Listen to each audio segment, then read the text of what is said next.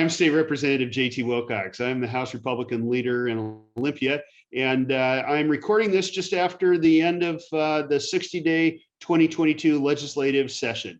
There were some things that were done that were well, but there were a lot of disappointments as well. First of all, when it comes to public safety, something that almost everybody is concerned about, because there were bills passed last year by Democrats that really made it very difficult for police and law enforcement officers to keep us all safe. Democrats understood that they'd made a mistake and they promised that they'd fix it.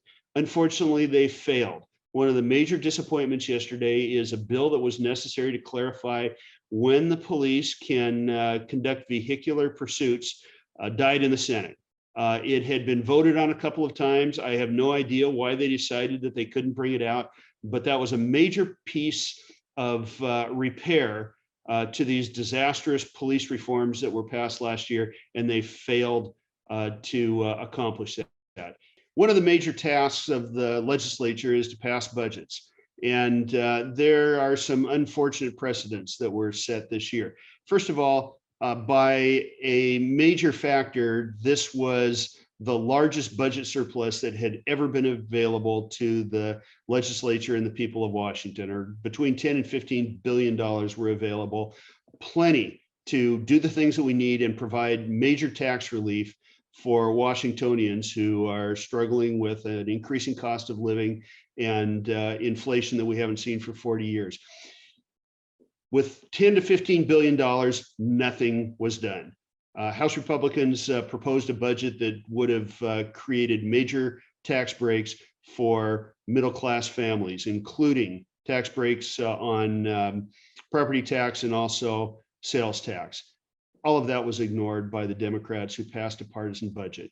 When it came to transportation, which is a budget that is generally thought to be bipartisan, there was a major transportation package for construction that was passed.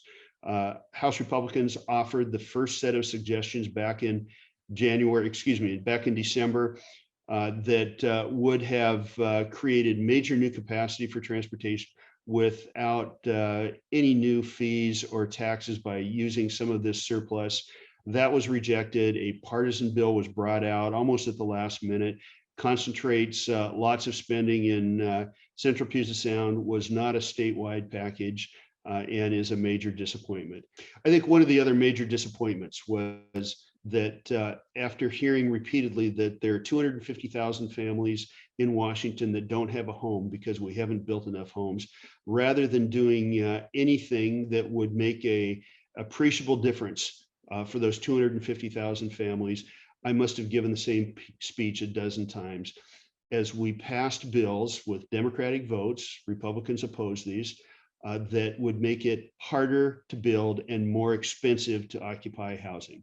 This is a moral failure, and I'm looking forward to an opportunity to fix that next year. The next thing, as many people know, is the long-term healthcare tax. That was delayed, thank goodness, because it was going to affect all of us in negative ways. We could have fixed it and made it voluntary, private, and sustainable, but Democrats just delayed it for a year.